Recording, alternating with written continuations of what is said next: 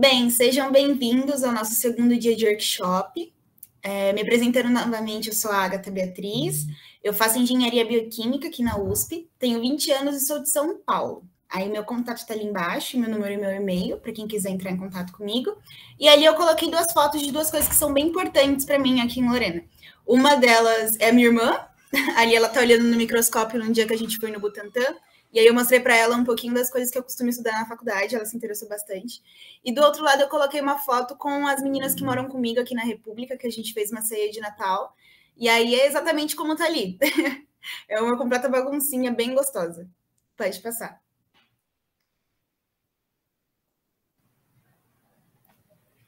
Bom, gente, eu sou a Franciele, eu tenho 20 anos, também sou de engenharia bioquímica. Eu vim de São José dos Campos.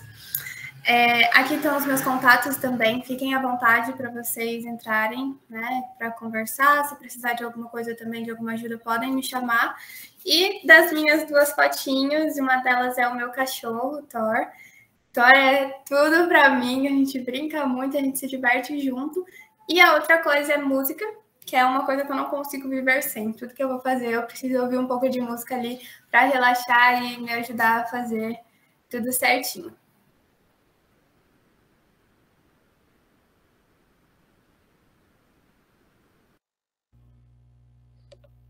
Oi, gente. Meu nome é Jennifer, eu faço engenharia química aqui na verdade, em 2019 eu entrei em bioquímica e mudei para química em 2020.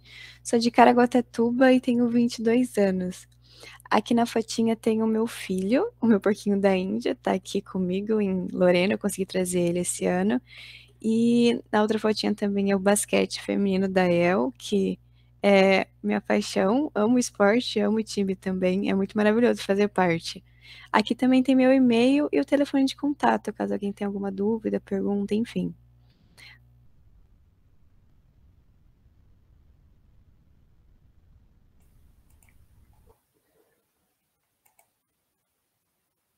Oi, gente, boa tarde. Eu sou o Joseph, eu tenho 19 anos, faço engenharia física. Aí nos slides tem meus contatos, caso vocês precisem falar comigo. E nas duas fotinhas tem duas coisas que eu gosto muito. Uma é chocolate e a outra é dormir. E então é isso, vamos começar a apresentar.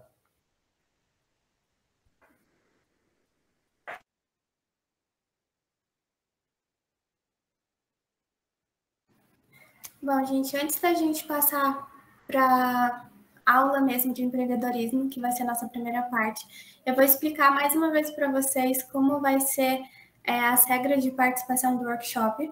Então, depois dessa aula, vai ser disponibilizado um formulário. A gente vai mandar por e-mail também o formulário para vocês se inscreverem. E aí, a partir de agora, vocês podem se inscrever em mais de um workshop, desde que vocês consigam se organizar para participar de ambos, tanto das aulas teóricas quanto a prática. Então, se organizem para participar de ambas as coisas. E aí, vocês terão cerca de 15 dias para se organizar com os materiais que vocês vão precisarem. Então, se vocês precisarem cortar alguma garrafa, fazer coisas que precisam ser antecipadas para não deixar acumular no dia da prática, nos avisem, entrem em contato com a gente, para que a gente marque um dia de vocês irem ao Demar e a gente planejar, né, já organizar, então, esses objetos e equipamentos que vão ser utilizados. Então, se precisar ali cortar uma garrafa, entre em contato com a gente, fala, olha, preciso cortar 2, 3 garrafas, a gente marca um dia que seja favorável para ambas as pessoas e aí a gente ensina vocês a cortarem e já deixa tudo preparado para o dia, beleza? Pode passar. E aí, sobre os temas, a gente vai ter primeiro as aulas online sobre esse tema e depois a aula prática. Serão 4 temas: objetos de premiações, objetos decorativos planos, objetos decorativos curvos e lustres e luminárias. Então, no dia 12, a gente vai ter 2 aulas sobre os objetos, 2 aulas teóricas sobre os objetos de premiação e objetos decorativos curvos. Uma vai ser às 2 horas e outra às 4. E a mesma coisa acontece no dia 19. Serão 2 aulas também. A das 2 horas é sobre objetos decorativos curvos e a das 4 horas sobre os lustres e luminares. Essas aulas de introdução, elas serão online, então a gente vai, depois do formulário, a gente entra em contato com vocês para enviar o link e vocês acessarem, e essas 4 aulas mesmo, elas serão online. Aí o próximo passo é a construção desse artesanato. Pode passar o slide, por favor. A construção desses artesanatos, eles acontecerão no DEMAR, no Campus 2, e aí eles terão seus dias, seus respectivos dias, né? No dia 26/5, que é a última sexta-feira desse mês, às 2 horas vai ser sobre os objetos de premiação. No dia 2/6, os objetos decorativos planos. No dia 16, objetos decorativos curvos. E o último workshop vai ser sobre luzes e luminárias, no dia 23/6, às 2 horas também.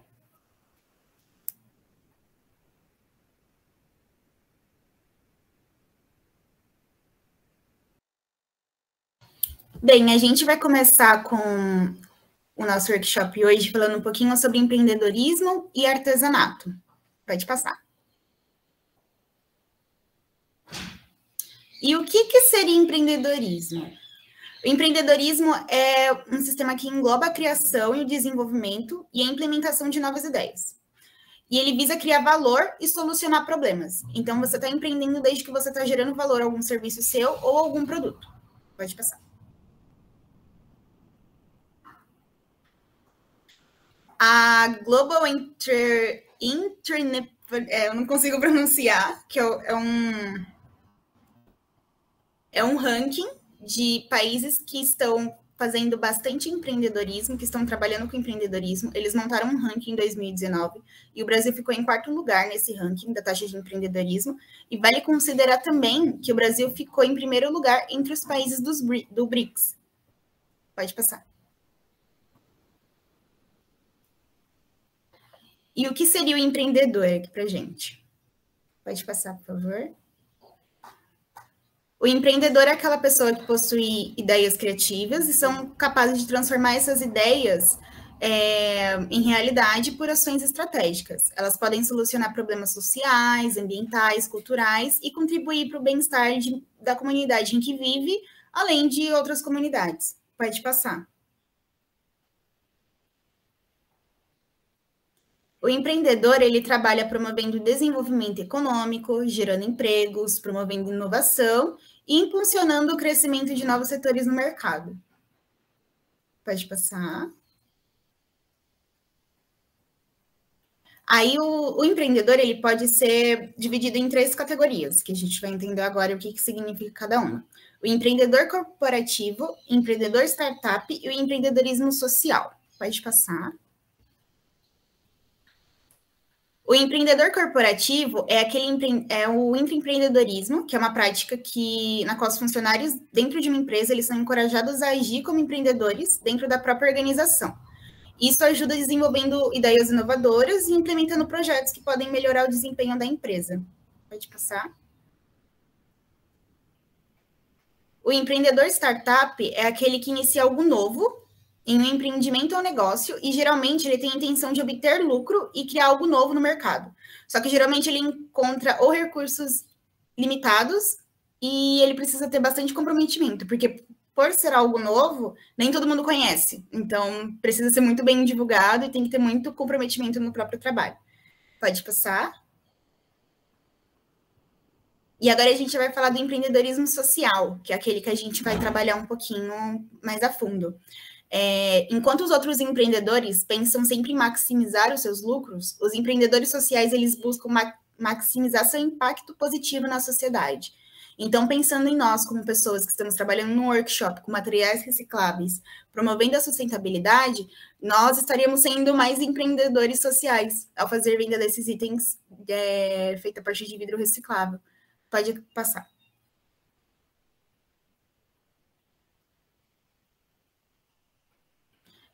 O empreendedor social, ele trabalha com um conjunto de comunidades e outros parceiros. Ele costuma trazer soluções inovadoras para desafios sociais, promover valores, ética e autogeração de emprego e renda. Então, os empreendedores autônomos geralmente se adequam nesse tipo de empreendedorismo social também, porque ele está se autogerando renda.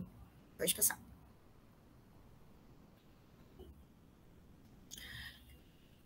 O trabalho informal, segundo o levantamento da Sebrae, eles ouviram cerca de 3.649 pessoas e quantificaram que 17,7% estão formalizadas como microempreendedores individuais, 45,8% não têm interesse em se registrar e 21,5% não saem da informalidade porque não tem incentivos. Então, assim, o empreendedor social, assim como o empreendedor de startup, ele também tem que ter muito comprometimento com o seu próprio trabalho, porque ele vai encontrar uma coisa aqui ou ali que vai ser mais difícil para levantar seu próprio negócio.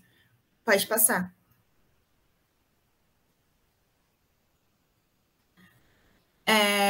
Mas, assim, qualquer empreendedor vai acabar encontrando problemas durante seu trabalho, né? Qualquer trabalhador, qualquer pessoa que estiver tentando começar algo novo vai encontrar isso. Aí é que a gente separou alguns tópicos bem simples, são complicados, mas que com o tempo consegue ser aperfeiçoado quando você está lidando com o seu próprio trabalho. O primeiro deles é a qualidade, que é essencial para o empreendedor, a qualidade do seu trabalho, a eficiência e a persistência de nunca, jamais parar e sempre continuar inovando. O comprometimento, que eu já havia dito, e a paciência, porque é um processo difícil. E quando se trata de artesanato, que é o que a gente vai falar agora, nem sempre o seu produto vai dar certo de primeira. Então, você precisa tentar de novo, e tentar de novo, e tentar de novo. E foco no desenvolvimento também. Então, sempre aperfeiçoamento no que você está fazendo e autoconfiança, para sempre se lembrar que o seu trabalho não é ruim. Pode passar. Agora eu vou passar a voz para o Iosef.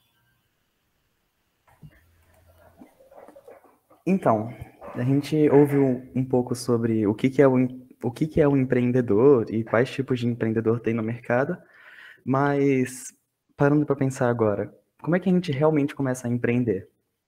Porque, na prática, antes de sair alugando um espaço ou começando a produzir uma coisa para vender, a gente tem que pensar em algumas coisas que vão ajudar a gente a planejar melhor o que a gente está fazendo e evitar que a gente quebre a cara fazendo coisas que não vão dar lucro ou vão gastar muito dinheiro e vão desgastar a gente. Então, a gente precisa primeiro conhecer o mercado que a gente está buscando se implantar. E o que a gente precisa verificar no mercado antes de começar tudo? A gente precisa verificar empresas mundiais que já disponibilizam o tipo de produto que você procura oferecer, como essas empresas elas atuam no mercado, de qual jeito elas vendem, que tipo de consumidor elas atraem, e qual a parcela do mercado que você, no seu alcance como pequeno empreendedor ou futuramente grande, pode vir a alcançar. Então, vamos para um exemplo. Digamos que eu seja um empreendedor e eu penso em começar a vender terrários, porque eu procuro buscar uma atividade lucrativa aliada a algo que eu gosto de fazer. Enfim, eu conheço sobre terrários e eu pretendo começar a vender eles para as pessoas. Então, eu vou na internet e pesquiso como é que já vendem terrários no mundo. Então, se eu jogar na internet terrário comprar, por exemplo, eu posso achar algumas lojas, tipo a Juliana Flores, o Mercado Livre ou a Amazon, que vendem terrários ou tipos de objetos que ajudam a construir terrários. E se a gente for analisando, essas coisas elas geralmente estão à pronta entrega, então eles vêm prontos, só que se a gente tentar seguir a compra e colocar, por exemplo, o endereço, eles não entregam para Lorena, que é tipo muito longe do centro de distribuição da Amazon, por exemplo, porque é um produto frágil, que exige um transporte específico, é uma coisa com vida, e não dá para carregar de qualquer jeito por muito tempo. Então, a gente percebe que, pelo menos pesquisando na internet, se a gente não fosse fazer uma busca presencial, não tem um vendedor de terrários perto da gente que possa sanar algum consumidor que queira esse tipo de produto.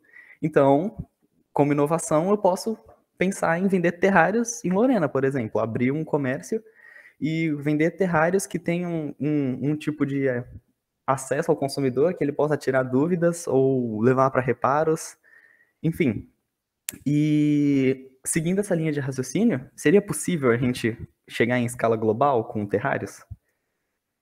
Provavelmente não, já que as mesmas limitações que a Amazon tem, a gente teria de transporte, logística, fragilidade. Então, é uma inovação que provavelmente está limitada a um mercado mais próximo de você.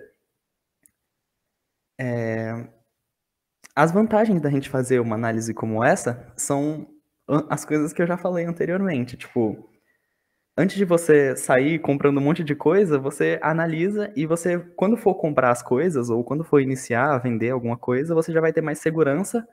Você vai estar com um foco certo para você não começar a comprar coisas e perceber que não está dando certo e tentar mudar.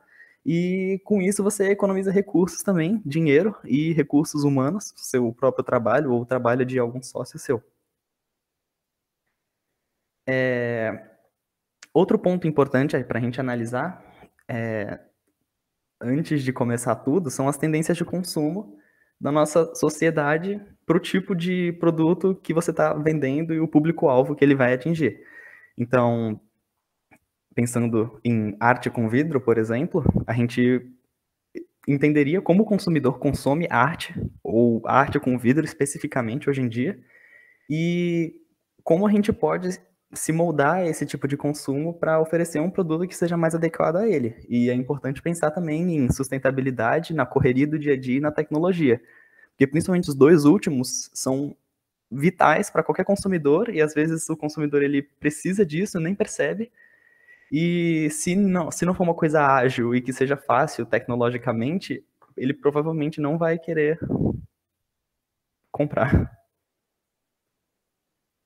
Então, um exemplo. A arte com vidro, atualmente, ela é consumida, por exemplo, numa arte com vidro a frio, nessa imagem da esquerda, que é feita por um processo de corte, colagem, enfim. Esse tipo de arte está disponibilizado em galerias de museus ou galerias de exposição de arte, geralmente mais finas, por assim dizer, numa parcela mais seleta da sociedade que visita esse tipo de local.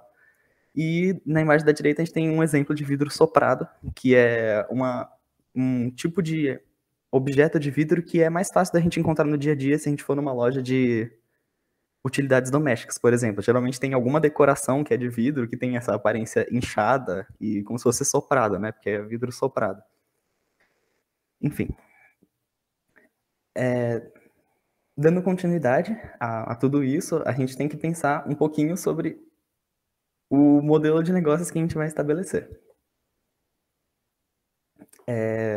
Hoje em dia, principalmente hoje em dia, o modelo de negócios ele tem que ter muito foco no cliente e como tudo que você vai fazer pode facilitar o que o cliente quer. Já que, por exemplo, quando a gente liga na operadora querendo resolver alguma coisa, cancelar alguma coisa ou alguma coisa assim, a gente cai direto com um robô. Aí o robô começa a fazer um monte de perguntas e tentar guiar a gente para alguma coisa, mas nunca dá em nada, a gente fica mais bravo ainda, não resolve nosso problema e logo que a gente pede um atendente humano. Porque o robô, ele é padronizado, ele não é nada personalizado, ele não resolve o seu problema, geralmente. Então, seria interessante priorizar tudo o oposto disso. É basicamente pensar no que a gente gosta como consumidor. Se a gente chega numa loja e a gente não tem nenhuma atenção, a probabilidade da gente voltar é muito pequena. Então, é importante oferecer um serviço personalizado que venha facilitar a vida do cliente. Nessa linha de raciocínio, o Job to be done, ele é uma forma de enxergar o produto que a gente está querendo oferecer como algo para resolver a dor do nosso cliente. Então, o cliente não compra um secador de cabelo, por exemplo. Ele compra a necessidade de, sei lá, ter o cabelo seco antes de dormir, porque ele tem um cabelo cacheado e muito volumoso, e se ele for dormir com o cabelo molhado, ele vai molhar todo o travesseiro e ele não consegue secar com a toalha tudo. Então, ele vai comprar um secador de cabelo que resolva o problema dele. E se o secador de cabelo não resolver o problema dele, ele provavelmente não vai ficar feliz. E nessa linha de raciocínio, como é que, por exemplo, um terrário poderia resolver uma dor do cliente ou um produto de reuso do vidro? Aí fica o raciocínio. Por exemplo, um terrário. Digamos que eu tenha um espaço na minha casa que não tenha uma decoração, ou eu seja muito fã da natureza e não tenho tempo para ficar dando água para a planta e podando todo dia. Enfim. A jornada do consumidor é outro tópico importante. Como o consumidor vai chegar ao produto e se ele vai gostar ou não, e o que ele vai fazer se ele não gostar. Então, primeiro, o consumidor ele tem uma dor, ele tem uma necessidade e ele vai buscar soluções para essa necessidade. No secador de cabelo, ele, por exemplo, poderia ir no Carrefour e ver aquela seção de eletrodomésticos e analisar cada um por um, lendo a embalagem. E nessa análise, ou pesquisando na internet, a gente vai chegar numa escolha. Geralmente, a gente chega numa escolha que parece mais adequada para solucionar nosso problema, e aí a gente vai comprar ela. E logo que a gente compra, logo que a gente adquire, a gente tem a opção de gostar ou não gostar. Geralmente, a gente não gosta se essa coisa ela não solucionar a nossa dor. E se a gente não gostar, a gente, às vezes, tem a opção de fazer o ajuste. Não é o caso do secador de cabelo, mas digamos que eu tenha comprado um terrário, aí eu tenho colocado ele num local da minha casa, e ele esteja murchando, e não esteja ficando bonito, marrom e sem vida. Aí eu poderia voltar na pessoa que me vendeu o terrário e perguntar, ou ver se tem alguma coisa errada, e depois desse ajuste, eu vou voltar para minha casa, tentar usar o produto de novo, e ver se ver se a minha experiência com ele melhora ou não, para eu finalmente gostar e ele sanar a minha dor, eu me sentir satisfeito com o que eu adquiri. Por último, para finalizar, é importante a gente analisar tudo que a gente viu aqui e juntar tudo para entender como a gente vai gerar valor para o nosso cliente, para o nosso consumidor, como a gente vai pensar em tudo isso e oferecer um produto ou serviço que seja único, atenda às dores do consumidor e se destaque para ele, porque, por exemplo, se a gente abrisse uma rede de fast food do lado do McDonald's, talvez a rede de fast food fosse bem sucedida, mas a que custo, né? Porque o McDonald's já é uma rede consolidada que já tem algum valor para a maioria das pessoas, já que você conhece, e geralmente você não vai no desconhecido. E, por último, a gente teria que entender os custos humanos e, falando em capital, do nosso negócio e saber administrar as habilidades para manter o negócio ativo. Mas essa é uma discussão um pouco mais avançada, que a gente não vai entrar aqui. Então, é isso. Aí, aqui tem algumas indicações para vocês sobre empreendedorismo. Primeiro tem um livro, Começando a Sua Vida Empreendedora, do João Vitor Borges, junto com a professora Kátia. E é um livro interessante, os slides eles foram apoiados nele, ele fala bastante sobre o empreendedorismo e como você vai juntando esses fatores para chegar num produto, com bastante exemplos, ele é bem lúcido e é bem curtinho também. Aí tem o link de disponibilidade do livro, ele é gratuito, é só fazer um cadastro rapidinho e baixar. Aqui tem o mini curso do rapaz que ajudou a escrever o livro também, está disponível no YouTube. O link de acesso. E um filme de exemplo, que é o do Steve Jobs, de 2015, em que mostra algumas das dores do Steve Jobs, que ele não foi numa trajetória linear, né? E mostra várias quedas que ele teve durante a trajetória para chegar na Apple que a gente conhece hoje. E agora a gente vai fazer um intervalinho para as técnicas de manuseio do vidro. Então, é isso.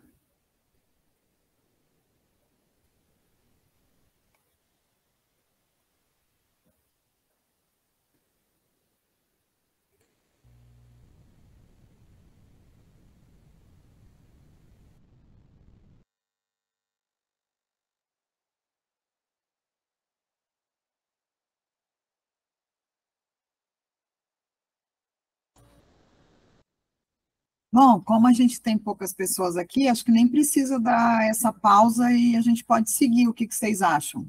Alguém seria contra? Eu acho que dá para seguir sim, professora. Tudo bem? Quem está presente aqui, que eu estou vendo mais duas pessoas aqui na minha... que entrou depois. Acho que a Serena estava aqui com a gente semana passada, né, Serena?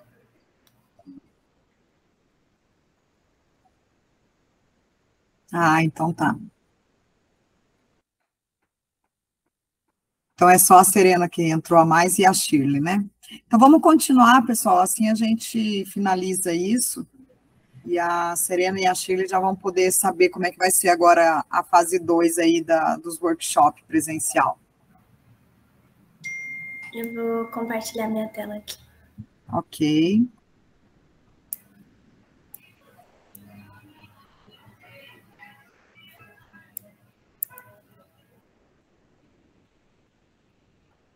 Tá dando para ver, gente? Tá sim, amiga. Vamos lá, então. Oi, gente, meu nome é Jennifer. Eu e a Fran vamos falar um pouco sobre as técnicas do manuseio de vidro. Pode passar. Aqui a gente vai passar algumas instruções e os equipamentos que a gente tem disponível no Labiel, porque assim, a gente vai passar para a parte prática do artesanato. Então, vocês vão precisar entrar em contato com o vidro para fazer os objetos em si. Aí a gente vai passar essas aulas de técnicas para você ter um conhecimento um pouquinho maior antes, né, para quando vocês chegarem lá no momento, não ficar perdido. A gente mostra também os materiais que a gente tem, então vai ser uma aula bem mais dinâmica. Pode passar. Aqui. Antes de mais nada, quando a gente tem uma peça de vidro, seja ela plana ou curva, é importante a gente fazer a limpeza dela antes de trabalhar com ela. Então, a gente faz essa limpeza para impedir até o atrito com os equipamentos e uma má aderência com as aplicações superficiais, como, por exemplo, a tinta, as colas que a gente vai utilizar, caso a gente faça alguma colagem no vidro.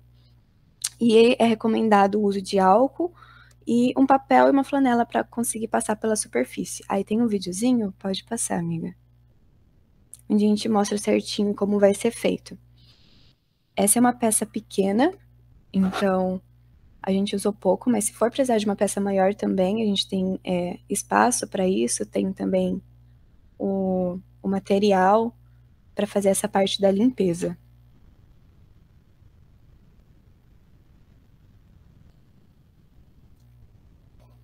Aqui quanto ao corte dos vidros planos. A gente possui um cortador de vidro, a gente possui 4, na verdade, aqui nossos armários do Labiel. E o que é um cortador de vidro? Ele tem esse formato de caneta, tem cerca de 19 centímetros, então é mais ou menos o tamanho da palma da nossa mão. E a gente utiliza ele para facilitar o corte quando o disco abrasivo entra em contato com o vidro.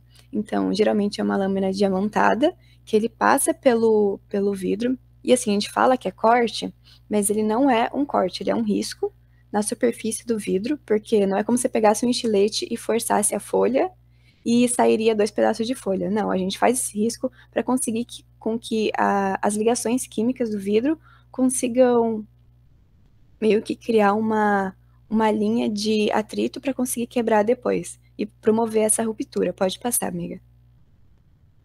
Aqui no vídeo, a gente consegue ver certinho como faz.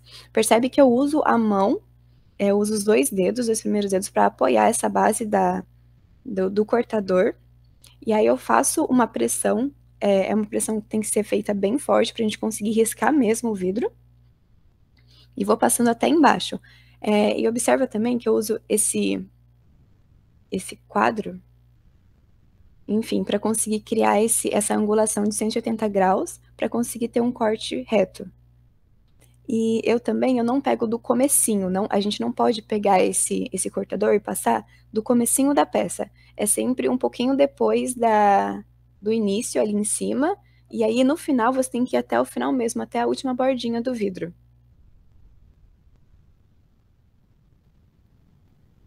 Pode passar. Aí que depois que a gente fez esse risco no vidro, a gente passa pela parte da quebra, percebe que ele quebra na linha que a gente riscou mesmo, E aqui do lado a gente tem o corte finalizado. Olha como ele sai retinho e certinho. Eu utilizei aqui a luva, porque por conta desses caquinhos e dessa quebra, a gente sempre utiliza o material para acabar não machucando a pessoa que estiver mexendo com esse objeto. Pode passar. Quanto à lixação, a gente também vai estar disponibilizando lixas para esse artesanato com vidro.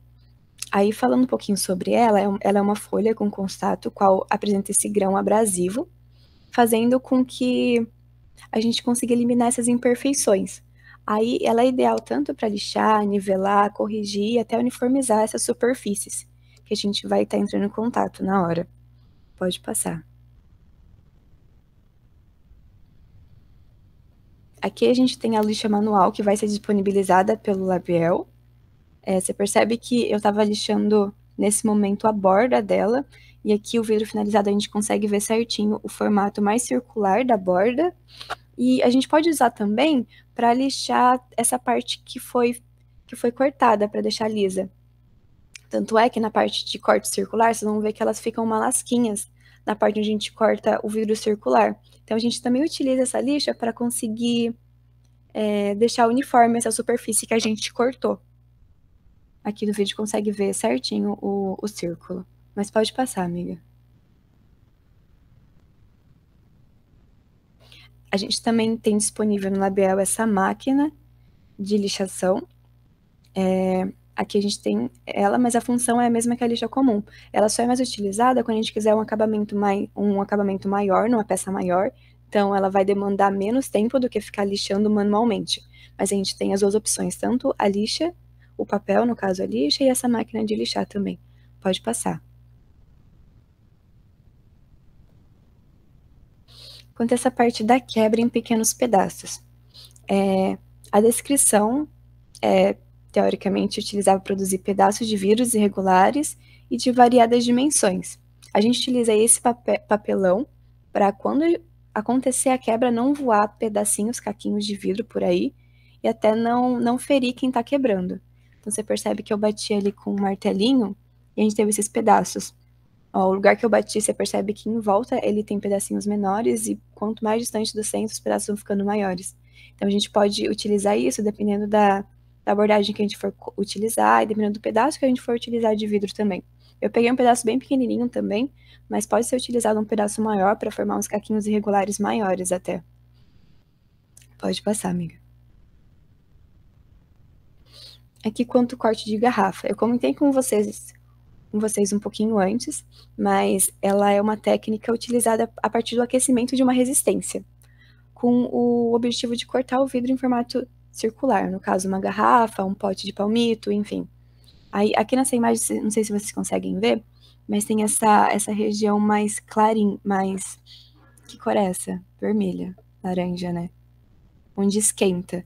Então, é uma resistência que vai aquecendo.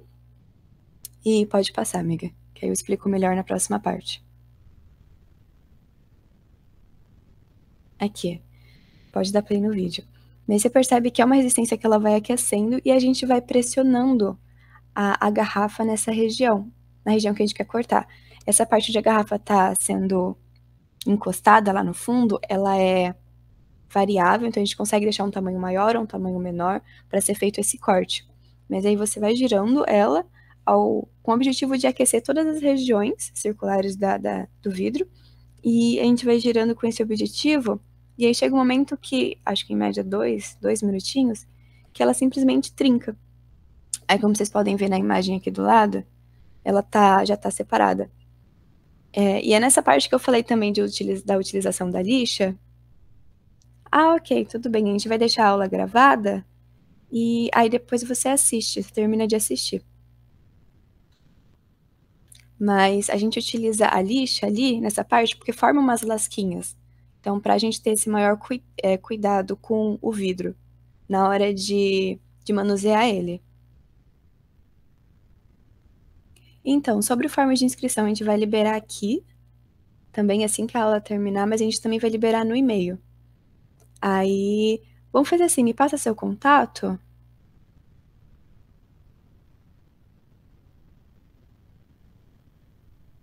que aí eu entro em contato com você certinho. Porque a gente falou que ia dar prioridade para as pessoas que estivessem nessa aula e na outra também. Aí eu te passo o forms, tá bom? Mas obrigada. Tchau, tchau.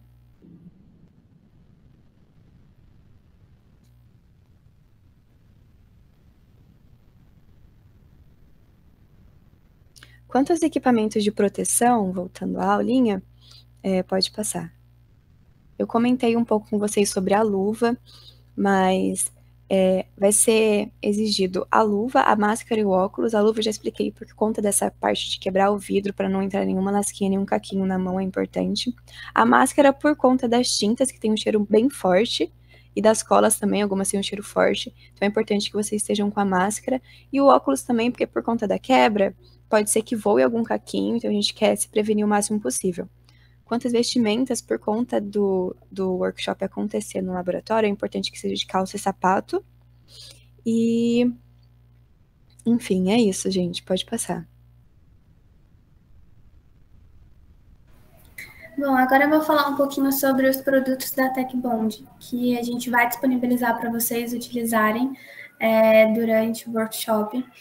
E eu vou tentar explicar da melhor forma possível, explicar o passo a passo, né, o modo de uso, mas no dia lá também, a gente também vai explicar de novo e vamos deixar o manual para vocês também, o manual da própria TechBond, de cada produto, de como utilizar. Vamos começar, então, com as tintas em spray. A gente recebeu bastante tintas, então tem muitas cores, várias cores disponíveis para vocês utilizarem. E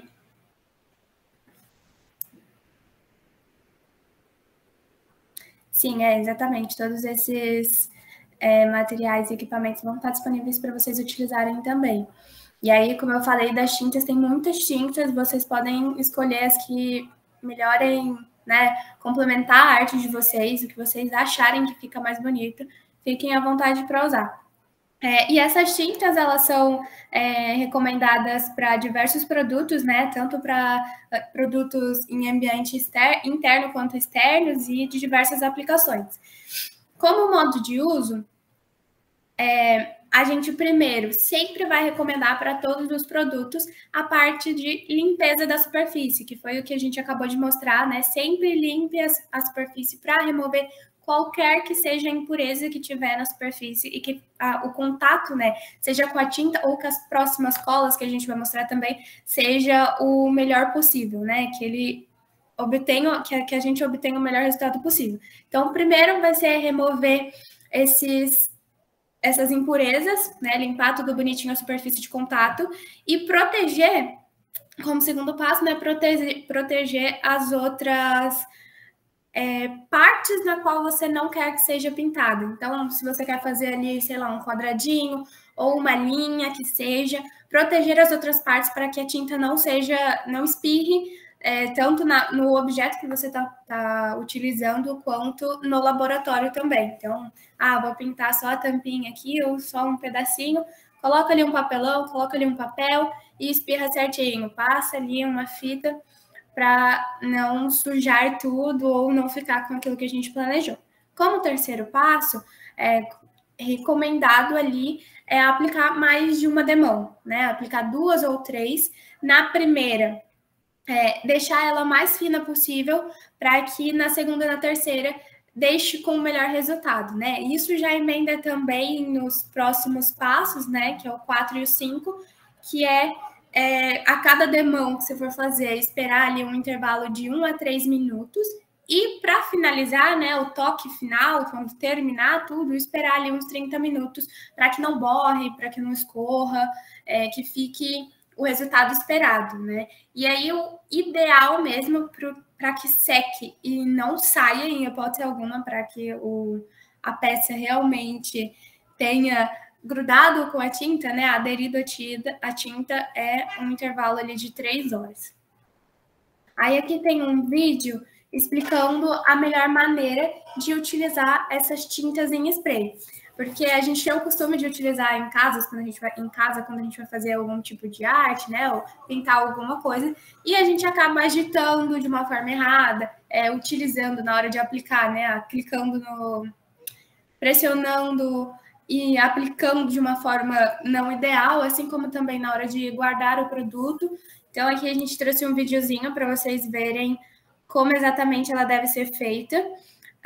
Vamos sempre lembrar vocês, mas vamos mostrar aqui o passo a passo. Então, primeiro, uma maneira errada de agitar a lata seria como a gente tem costume de fazer, né? Que é balançar assim, e não é o ideal.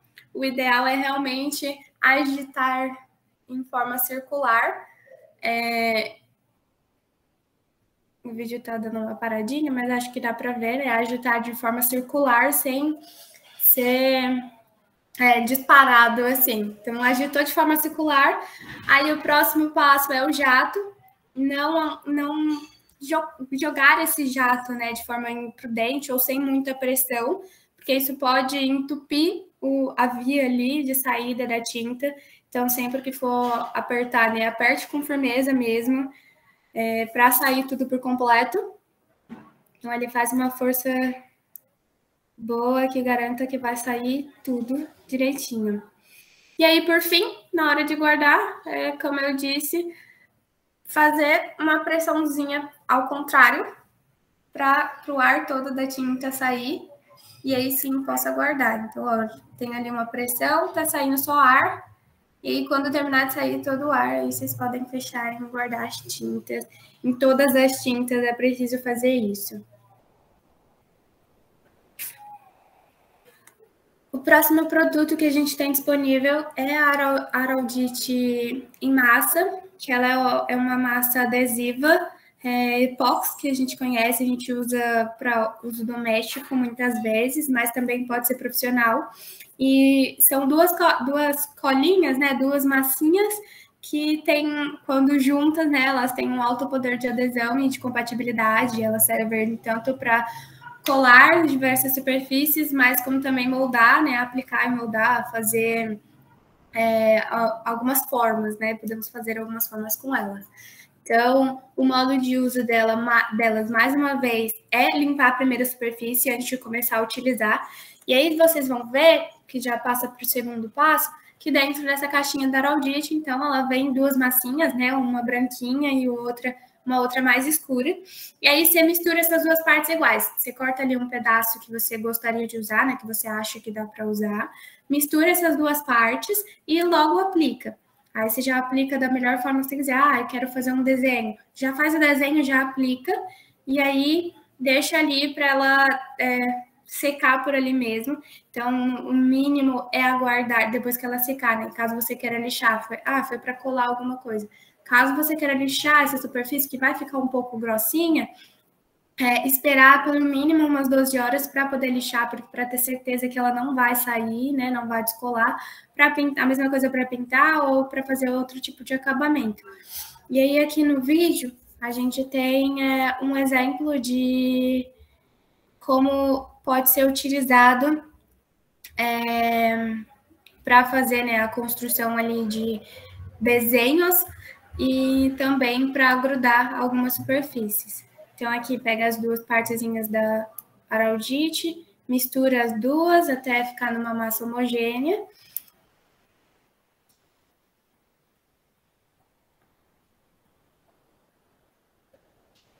E aí, depois de misturar, é só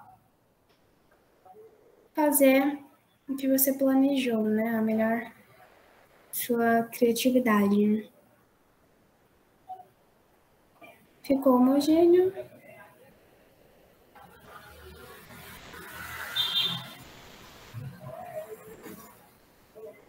E aqui a gente tem alguns exemplos de decoração, né? Um cogumelo, uns ursinhos.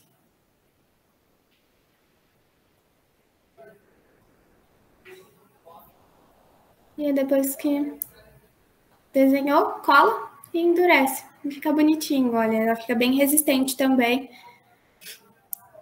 no copinho. E um outro exemplo é colar a superfície mesmo, que ela fica bem colada. E o próximo produto são as colas de artesanato. E aí são 3 tipos de cola, né? Números de cola, que são a 1, a 2 e a 3. Elas são uma cola forte, que é bem líquida, mas uma camada fina dela já é o suficiente para colar ali as superfícies e fica bem resistente. Né? Ela é um adesivo geral também, ela pode ser colado em qualquer produto. E aí eu passo, né, como eu disse, ela adere em várias propriedades, né, em vários materiais, metais, plástico, borracha, no nosso caso vidro. E a secagem dela também é super rápida, né? Então, depois de aplicar ali uma gotinha dela, 1, 2, 3 minutos já secou. E aí já tá, né, bem sequinho. Depois é só mais esperar mais um tempo para ter certeza que não vai cair, né? E aí, do passo a passo, mais uma vez, primeiro, limpar a superfície. Nunca se esqueçam de limpar a superfície. O segundo passo é aplicar a fina camada, né? Uma gotinha ali, sem excesso, porque esse excesso ele pode prejudicar, pode escorrer cola e acabar ali ficando feio a superfície, que não, às vezes, nem era aonde exatamente você queria ter contato com outra peça. Então, ter cuidado com isso, ser sempre só um pouquinho, que já é o suficiente. E depois dessa aplicação ali, né, você pressiona por uns 20 segundinhos para ficar certinho no lugar e depois deixar secar e aí a cura total mesmo é de 24 horas. E aí aqui a gente tem um exemplo, a gente foi colar, vou tentar dar um zoom aqui, foi colar 2 peças com essa cola e ficou bem bonitinho, foi só uma... Ih, não consigo dar o zoom. Foi só uma gotinha mesmo e já foi o suficiente para colar ambas as partes.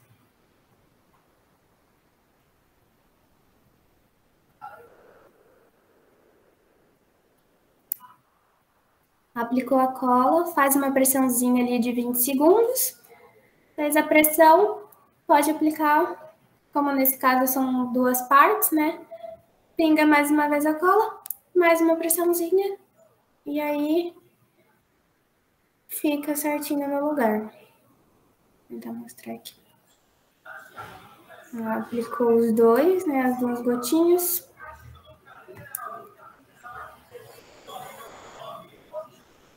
E já colou. O próximo produto é a Araldite Rápida. Essas são 2 colinhas que vêm junto. É parecido com a da massa, né? Que ambas as 2 elas precisam ser misturadas, mas elas são bem resistentes também, servem para superfícies pequenas, né? Para colagens pequenas em superfícies variadas. E elas resistem bem a altas temperaturas. E a secagem dela total é de cerca de 2 horas, então elas secam bem rápido. De modo de uso, depois de limpar a superfície, é só abrir a tampinha das 2, né? E aí um adendo a essa tampinha das 2, que eu acho que mais para frente também vai estar escrito, mas é para não confundir essa tampa da Araldite A com a Araldite B, né? Que uma é resina e a outra é endurecedor. Não confundir depois as tampas das 2, porque por mais que elas tenham cores diferentes, se eu fechar a Araldite B com a tampinha da A, pode ser que elas acabam se colando, e aí depois para descolar é uma coisa muito difícil, pode ser até impossível, e aí a gente acaba perdendo um tubo inteiro de cola. Então se atentem a isso se vocês forem usar Araldite rápido mesmo, não confundam as tampinhas, mas basicamente mesmo para utilizar é você misturar uma quantidade adequada, né, um volume adequado, tanto da A quanto da B, e mexer as 2 em uma espátulazinha e numa plaquinha que já vem junto. Vocês vão ver ali no vídeo essa plaquinha e a espátulazinha, mas você mistura ambas as 2 até elas ficarem homogêneas e aí aplica na superfície. Então, misturou, já coloca rapidinho, porque se secar, aí já é um outro ponto, vai grudar a espátula, vai grudar na plaquinha. Então, já misturou e já passa na superfície. Já deixa tudo preparadinho para só misturar e passar. Aplicar também uma camada fina. E depois de passar essa camada, pressionar ali um pouquinho e aguardar elas secarem. Mas depois elas, né, como eu já disse, tem até 2 horas para secar por completo. Essa seca bem rápido mesmo. Mais uma vez eu destaquei da tampinha ali também, não confundam as tampinhas. E o misturador, que eu já vou mostrar, eu falei a espátulazinha e a plaquinha, pode deixar secar, não tem problema, utilizei, mas utilizei ele, agora eu preciso utilizar de novo. O importante é vocês deixarem secar, endurecer e depois retirar essa cola endurecida, né, o restante da cola endurecida que ficou, para colocar uma nova. Então, se tá molhado, acabei de usar, ainda tá ali o produto, não secou por completo e preciso utilizar de novo. Espera um pouquinho para poder secar, endurecer e tirar, para não colocar uma em cima da outra e o produto acabar não agindo por completo. E aí aqui a gente tem o vídeo, então, mostrando como é, ó. Reparem que tem a espátulazinha aqui e a plaquinha, e aí vamos pingar, então, uma gotinha de cada uma, para aplicar sobre as duas superfícies curvas ali. E aí, depois de misturar, então, é só fazer uma pressãozinha, ficar juntinhas ali, e em 2 horas já vão estar secas por completo. Então, ó, pingou ali a gotinha da A, aí agora vamos pingar a gotinha da B. É só uma gotinha mesmo, o suficiente para ter o contato.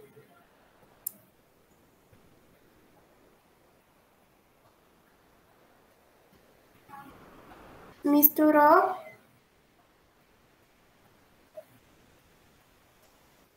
Já passa na superfície.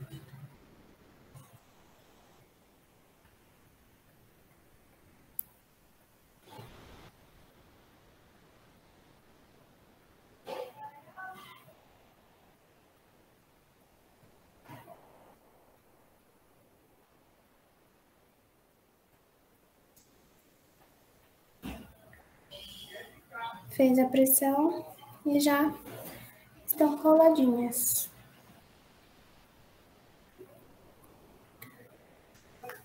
Como próximo produto, a gente tem a cola T6000, que é uma cola em tubo, com um tubinho bem pequenininho, então ela é bem fininha para passar. Ela é um adesivo mesmo de resina sintética. E serve para diversas aplicações também, né? Ela adere com excelência diversos materiais. E aí, passando para o modo de uso, né? Pós-limpeza, primeiro é aplicar esse adesivo, então, na superfície. Então, ela é uma cola simples mesmo, que é só você passar ela e colar uma superfície na outra. Passou a superfície, é só esperar de 1 a 2 minutos para essa secagem, né? Dar ali a pressionada de 20 segundinhos e esperar essa secagem.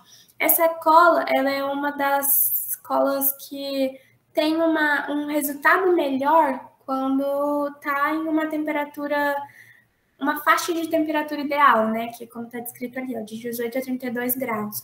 Por que a gente destaca isso? Porque quando está em temperaturas mais altas, por exemplo, ela pode esquentar muito e acabar dando uma como posso dizer, escorrer um pouquinho mais, demorar um pouquinho mais para esse contato conseguir ficar permanente. Então, essa secagem, ela acaba demorando um pouquinho mais. E aí, aqui a gente tem um exemplo de como é, né? A cura total dela é de 24 horas, né? Mas pode se estender, né? Dependendo do material e dessa temperatura, por exemplo, a 48 ou 72 horas. E, uma coisa sobre a pontinha dela, que vai ter um vídeo explicando também de como fechar essa cola, mas ela é uma pontinha muito fininha, tem até uma agulhazinha para fechar, então é recomendado dar uma limpada no excesso de cola, se sair, e se caso precisar limpar esse bico, limpar com acetona. Mas aqui tem um vídeo mostrando como ela é, acho que vai dar para perceber o quão fininho é a pontinha dela, ó, reparem que parece ser uma agulhazinha, então vai sair uma pequena quantidade de cola, mas já o essencial para ser utilizado. Passou ali na superfície de contato, que já está limpinha, cola a próxima superfície.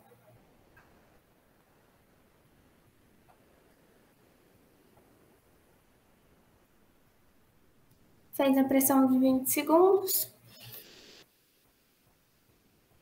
E aí já colou a superfície. E aí, né, uma observação que a gente dá realmente limpar a bordinha dela, né, a pontinha dela antes de fechar.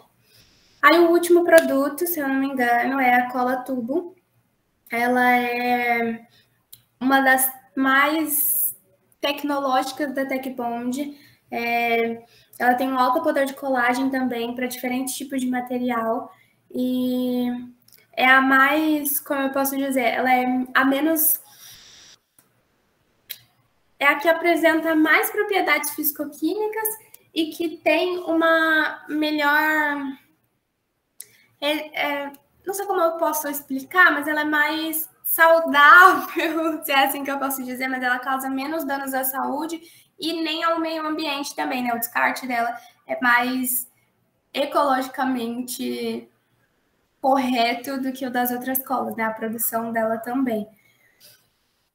E aí, o modo de uso depois de limpeza também é aplicar ali em superfícies, né? Manter a pressão, mais uma vez, e esperar ali de 2 a 24 horas para ela secar completamente. E ela tem, como eu disse, diversas aplicações mesmo em diversos materiais. E aí, aqui a gente tem um exemplo dela, é uma cola bem líquida. Então, é só aplicar uma gotinha no material, fazer a pressão.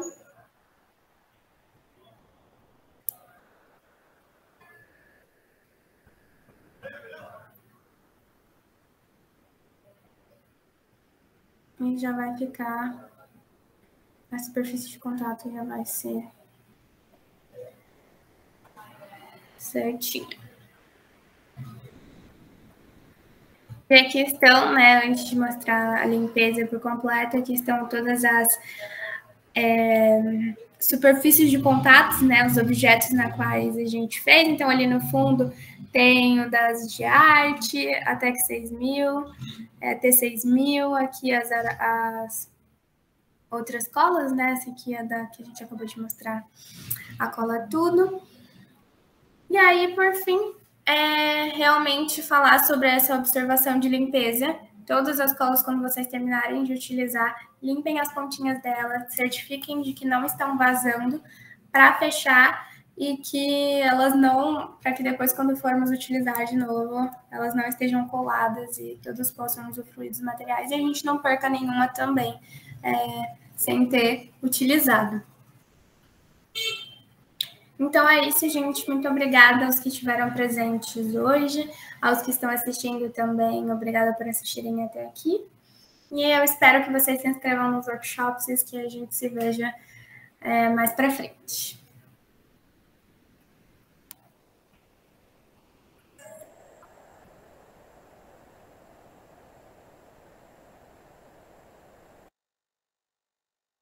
Acho que dá